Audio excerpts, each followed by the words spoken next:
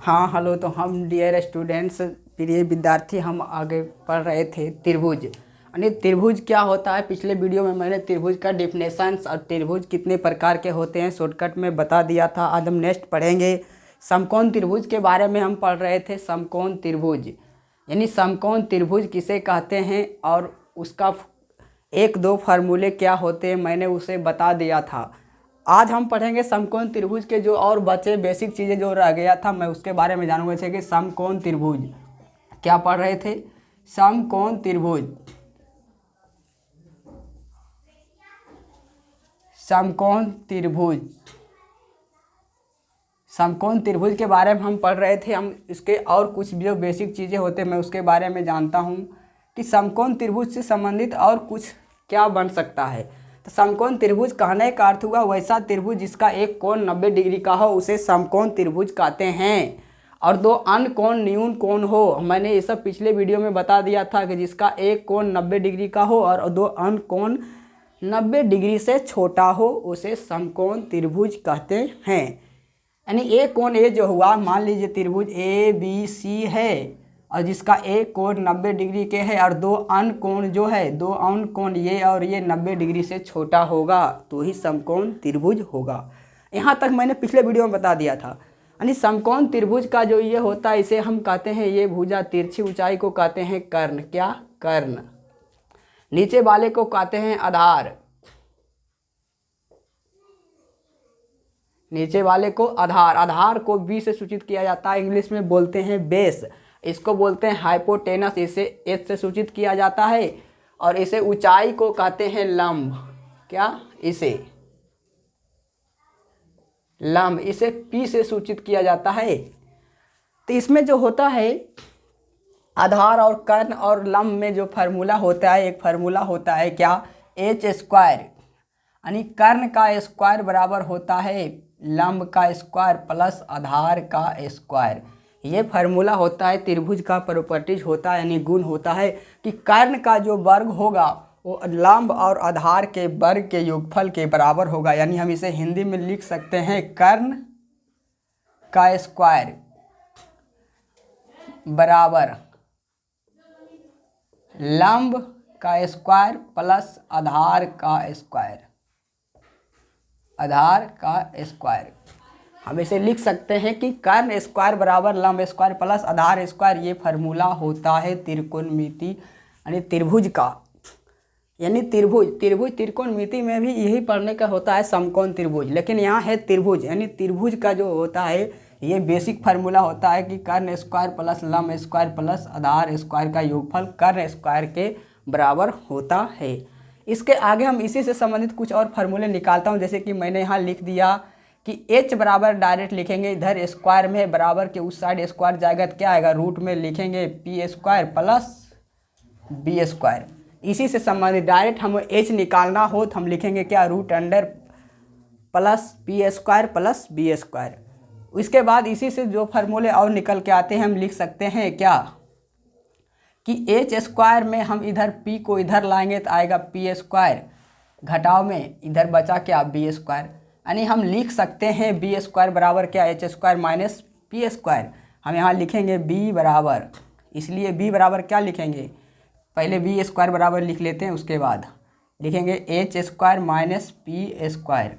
यानी तो हम इसी से लिखेंगे बी बराबर, यानी बी का हमें जब बी निकालना हो यानी आधार निकालना हो, डायरेक्ट हम बी बराबर फार्मूला शूट करेंगे और लिखेंगे क्या, h square minus P square. इसी प्रकार से तीसरा फार्मूला भी आप इससे निकाल सकते हैं, लिख सकते हैं पी स्क्वायर बराबर लिखेंगे क्या, h square minus b square. और बी को इस साइड लाएँ तो इधर आएगा माइनस में, उधर बचा क्या, पी स्क्वायर। यानी पी स्क्वायर बराबर h square minus b square.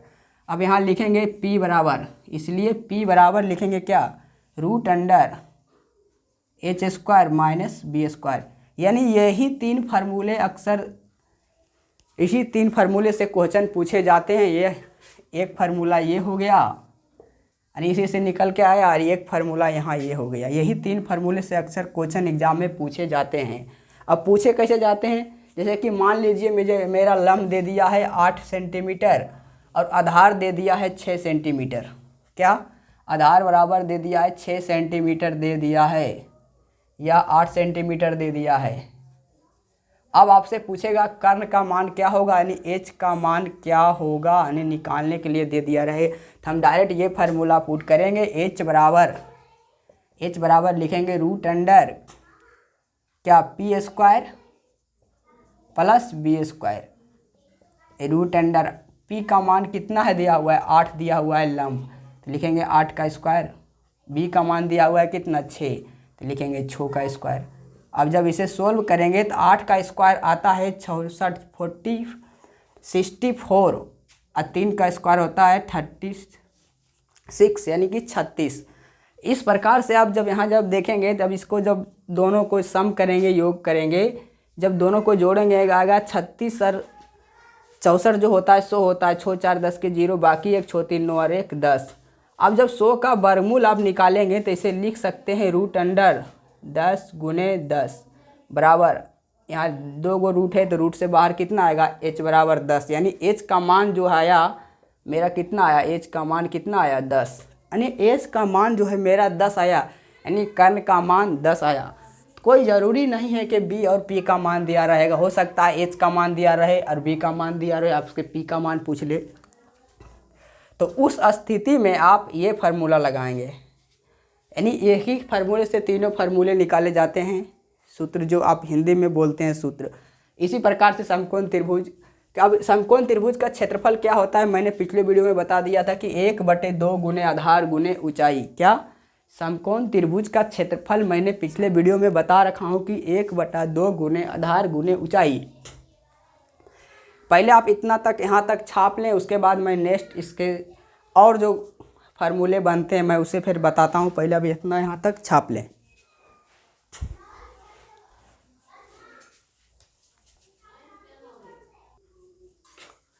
पिछले वीडियो में मैंने बताया था कि समकोण त्रिभुज का क्षेत्रफल, क्या समकोण त्रिभुज का क्षेत्रफल, समकोण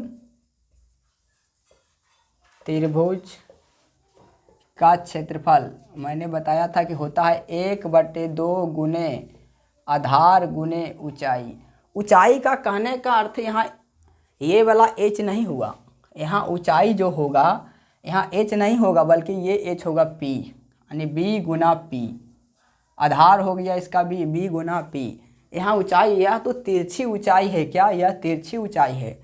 और होता है समकोण त्रिभुज का परिमाप, मैंने भी बता दिया था, फिर से मैं लिख देता हूँ कि समकोण त्रिभुज का परिमाप, क्या समकोण त्रिभुज का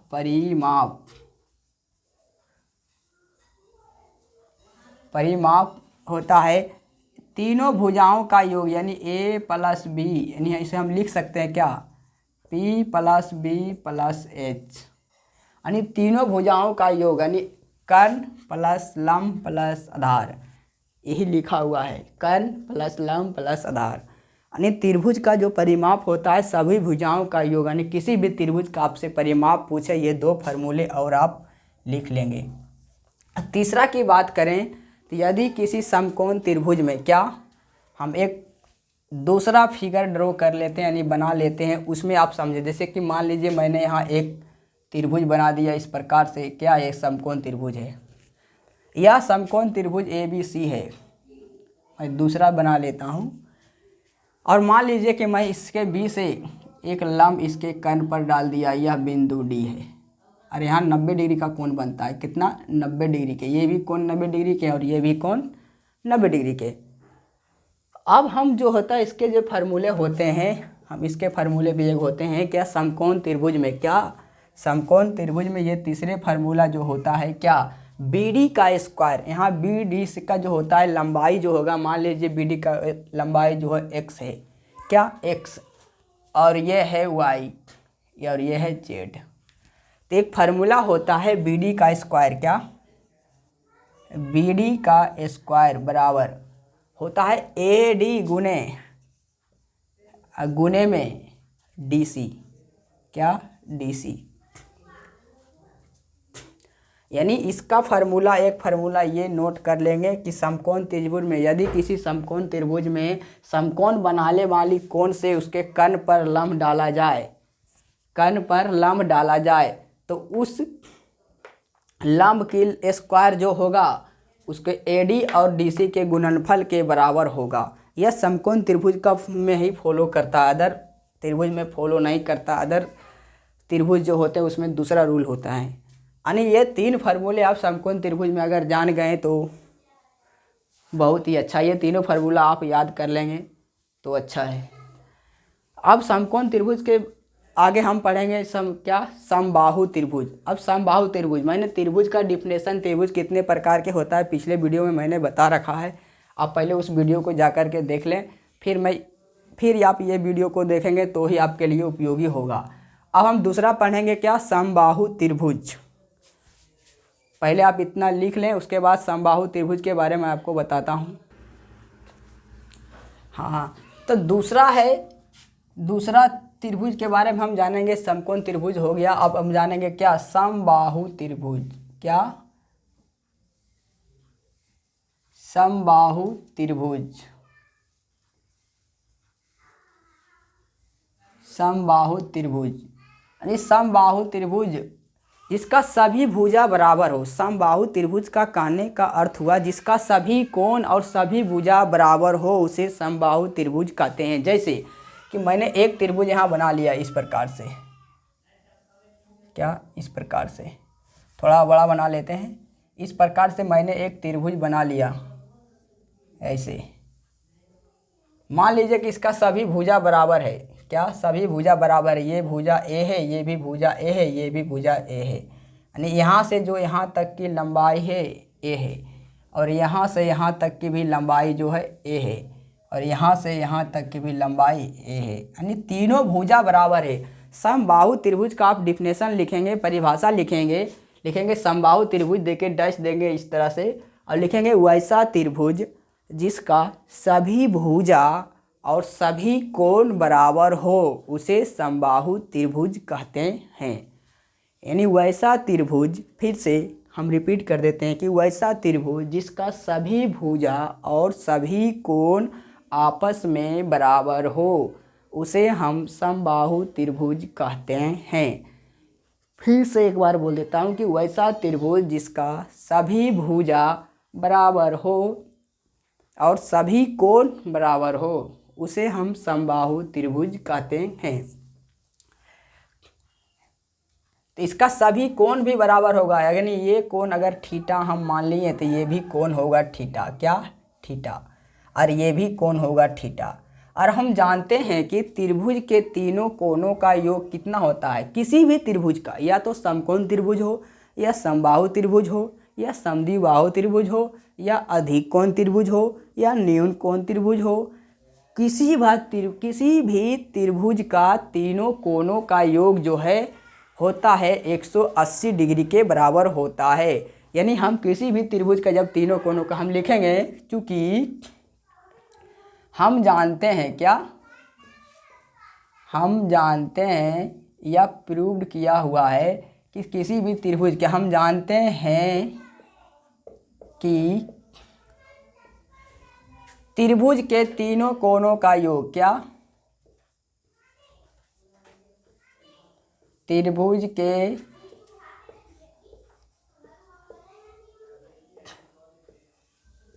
तीनों कोणों का योग 180 डिग्री होता है। या आप लिख लेंगे कि त्रिभुज के तीनों कोणों का योग कितना होता है, 180 डिग्री होता है। जैसे कि मान लीजिए ये त्रिभुज हम बनाए ABC है, ABC, तो हम लिखेंगे कोण A प्लस कोण B प्लस कोण C बराबर कितना, 180 डिग्री। कितना, 180 डिग्री। अब देखिए कोण A हम क्या माने हैं, थीटा, लिखेंगे थीटा। अब यहाँ थीटा इसलिए माने कि यहाँ तीनों कोण हम थीटा माने, क्योंकि समबाहु त्रिभुज का परिभाषा होता है कि सभी कोण और सभी भुजा बराबर होते हैं, इसीलिए माना मैंने प्रत्येक जगह थीटा। ये भी हो गया थीटा और ये भी हो गया थीटा, बराबर 180 डिग्री होगा। अब हम थीटा प्लस थीटा यानी एक्स एक्स एक तो क्या लिखेंगे 3x, यहाँ थीटा दिया हुआ है लिखेंगे 3 थीटा बराबर 180 डिग्री। अब 3 से हम इसे जब हम काटेंगे 3 छके 18 यानी 60, यानी थीटा का जो मान आ गया कितना 60 डिग्री। यानी हम कह सकते हैं कि इसका जो मान है 60 डिग्री के बराबर है। जब इसका मान 60 डिग्री के बराबर है तो इसका भी मान 60 डिग्री के बराबर होगा और इसका भी मान जो है 60 डिग्री के बराबर होगा, क्योंकि समकोण त्रिभुज के तीनों भुजा और तीनों कोण बराबर होते हैं। तो यहाँ तीनों कोण कितना डिग्री का हो जाएगा 60 डिग्री का। अगर आपसे कोई पूछे कि समबाहु त्रिभुज के सभी कोण कितने डिग्री के होते हैं, तो आप लिखेंगे 60 डिग्री का। कितना 60 डिग्री। कैसे होते हैं तो मैंने यहाँ दिखा दिया है कि आपको इस तरह से निकालने होते हैं। अब मैं इसके कुछ क्षेत्रफल और परिमाप के बात करूँ तो हम लिखेंगे क्या समबाहु त्रिभुज का परिमाप। क्या समबाहु त्रिभुज का परिमाप। समबाहु त्रिभुज का परिमाप। तो हम आपको बताए हैं कि किसी भी त्रिभुज का परिमाप सभी भुजाओं का योग होता है। जैसे कि यहाँ ए है तो लिखेंगे ए, यहाँ सभी भुजा बराबर है तो यहाँ लिखेंगे ए, यहाँ भी लिखेंगे क्या ए। जैसे समकोण त्रिभुज में लंबाई आधार प्लस लंब प्लस कर्ण लिखे थे, यहाँ तीनों भुजा बराबर है तो यहाँ तीनों भुजा बराबर लिखेंगे। तो ए और ए क्या हो गया 3a, यानी 3 गुने भुजा। आप लिख सकते हैं क्या समबाहु त्रिभुज का परिमाप बराबर 3 गुने हिंदी में भुजा। या तो आप तीनों को जोड़ लें या तो एक भुजा में आप 3 से गुना कर दें तो समबाहु त्रिभुज का परिमाप आ जाएगा। यानी आप पहले इसे लिख लें, उसके बाद मैं आपको समबाहु त्रिभुज का क्षेत्रफल भी बताऊंगा। समबाहु त्रिभुज का क्या क्षेत्रफल, पहले आप यहाँ तक इतना जो मैं अभी बताया हूँ यहाँ लिख लें, क्योंकि यहाँ पर जगह बचाए नहीं है। इसके बाद क्षेत्रफल मैं बताता हूँ, पहले आप इतना लिख लें।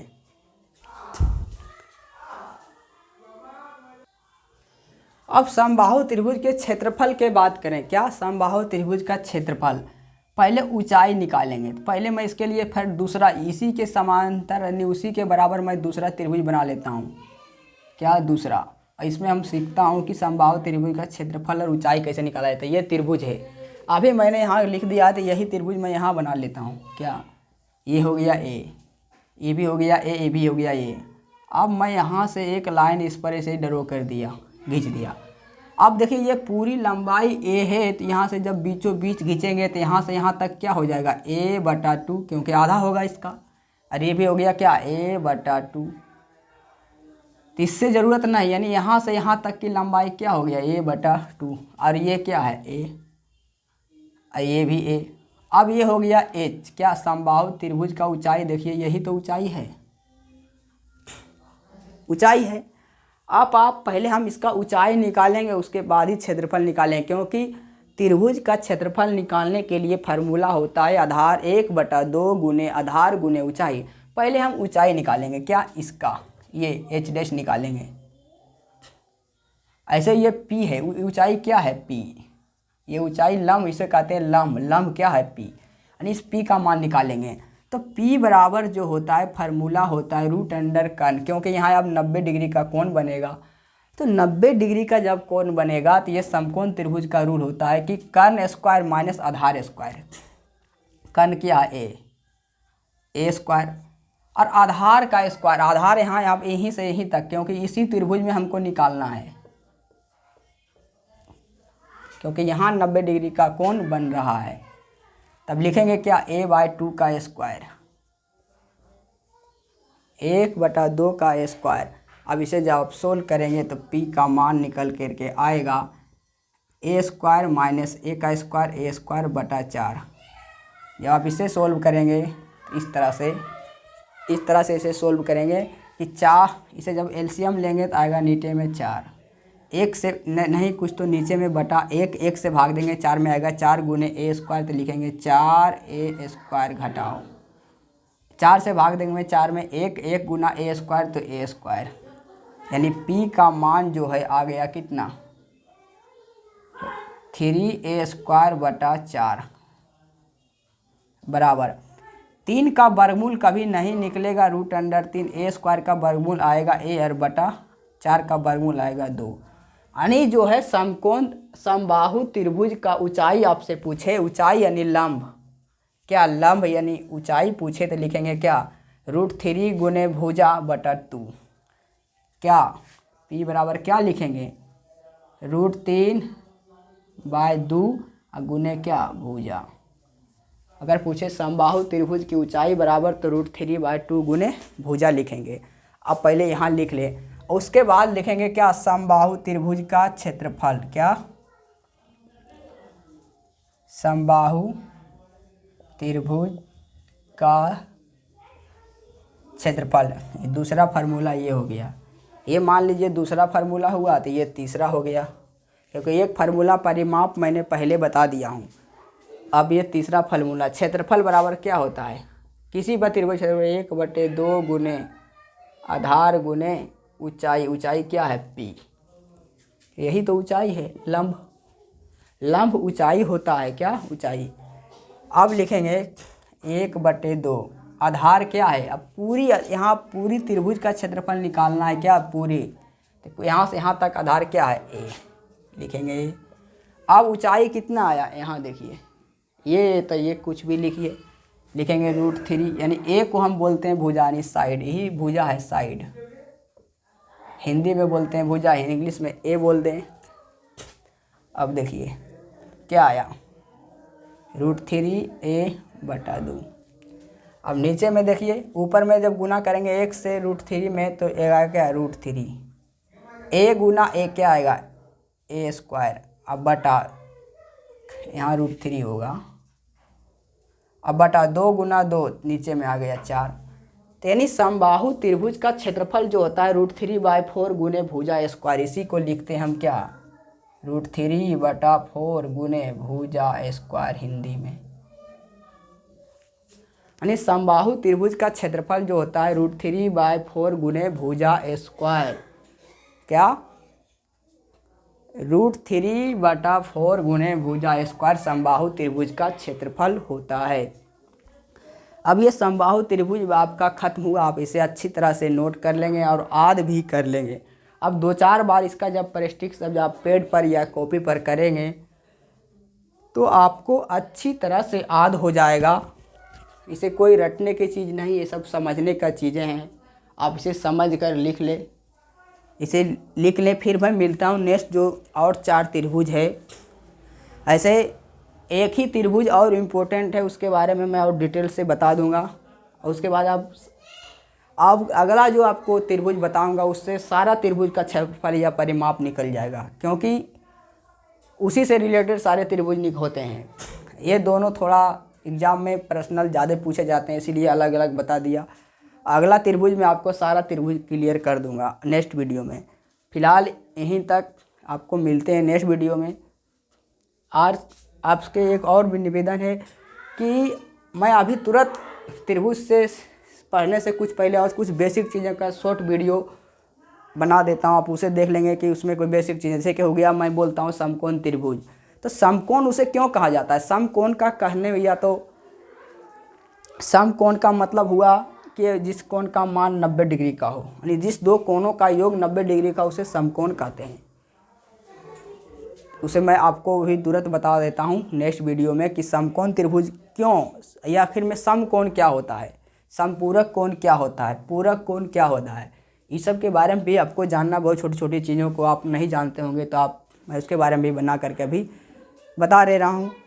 अगर आपको कोई भी और डाउट हो तो मेरा व्हाट्सएप नंबर जो है यही वाला है 72-511-255। ये मेरा व्हाट्सएप नंबर है और टेलीग्राम नंबर भी मैं अभी टेलीग्राम पर आईडी बनाऊंगा। उस पर आप कोई भी क्वेश्चन हो या 2, 3, 4, 5, 6, 7, 8, 9, 10 यानी 10वीं क्लास तक का कोई भी क्वेश्चन हो आप मेरे व्हाट्सएप नंबर इस पर भेज सकते हैं। मैं उसका सॉल्व अगले दिन दे दूंगा, या तो हो सकता है मैं फ्री रहूं तो तुरंत बाद क्वेश्चन भेजते ही या उसका सॉल्यूशन आपको मिल जाएगा। ओके, मिलते हैं नेक्स्ट वीडियो में। Thank you.